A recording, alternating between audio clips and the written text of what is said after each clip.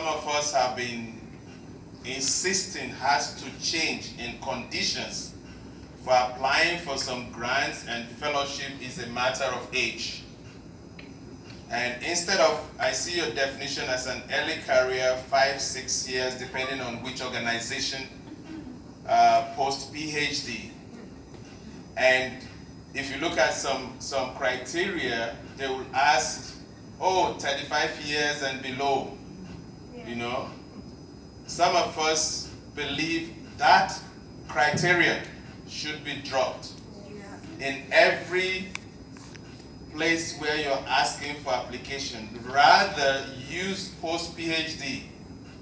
Because I remember when I was in Germany as doing my PhD research in Leipzig, I was almost 40 years. The Germans who were in the same lab with me doing PhD were just 20-something years, 20-something years, 20-something years. And some of them, while I was there, could withdraw from the program and get subsidiary grants to take care of themselves. I couldn't afford to do that. My second son, I fly out today, the next day is asking me that, when are you coming back?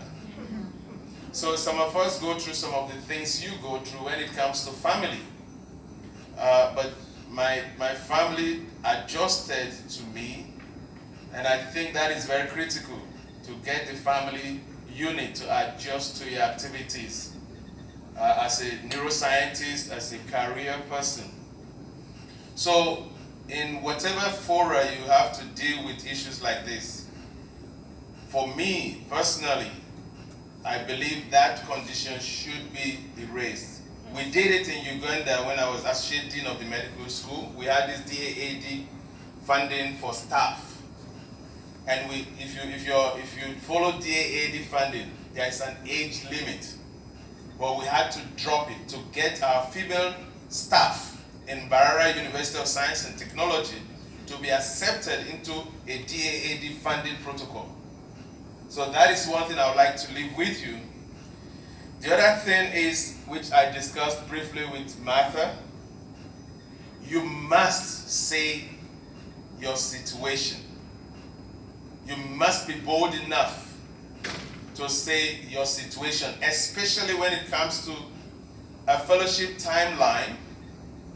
You know, if you're supposed or expected to travel today, and you cannot because of family situation, you should say so and negotiate. The word I have for you is to renegotiate the opportunities you are given. Renegotiate the fellowship research visits, some timelines you're given. Renegotiate based on your situation. If you can do that, it helps with the process. Because we cannot claim again to be ignorant of some of these peculiar challenges. I'm from the continent, I know more. I've gone to North, South, East, West, Central Africa. I have a sense, Muslim environment, Christian environment. I have a sense of that. But I've encouraged those who have come close to me to renegotiate the opportunities they have.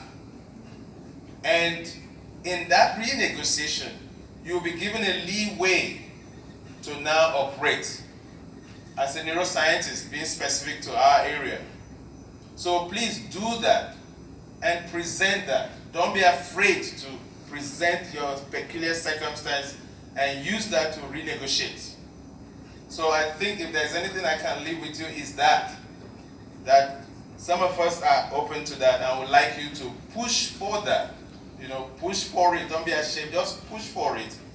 I have a neuroscientist, a daughter. I call her a daughter. She's from Ghana, but she's in Germany now. The first fellowship she had, she was just about to give birth. And I said, renegotiate your timeline and ask for provision for your baby when you're coming. And they did that for her. She's in Germany as I speak. And she's been there she's finishing her PhD, you know, this year. So please do that. And when you do that, we will support it. We will drive it from leadership position that these are peculiar circumstances that we have to do. I'm a member of the ISN. I'm on the council now. We have just approved a grant associated with child care for attending ISN conference. society has agreed to make some provision for child care.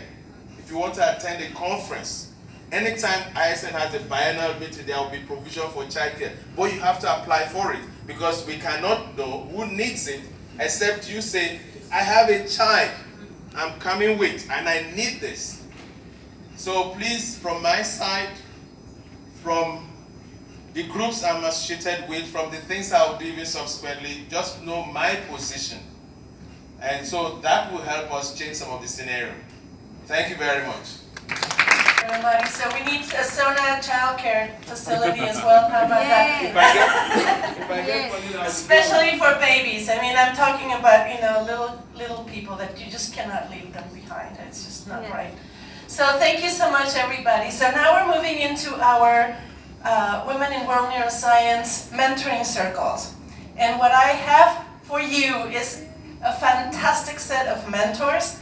And we're going to cover primarily 5 topics.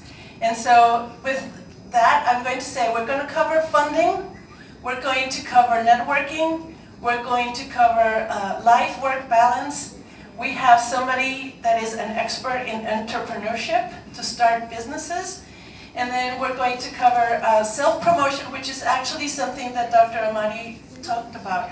How do we self-promote ourselves? How do we bring ourselves to the table when we're doing any kind of negotiating? You cannot, you know, keep part of you, you know, at home. You have to bring it with you. You are a mother. You have to be, you know, be able to call your children and be able to you know, switch your schedule according to circumstances. So we have here Dr. Giuliano,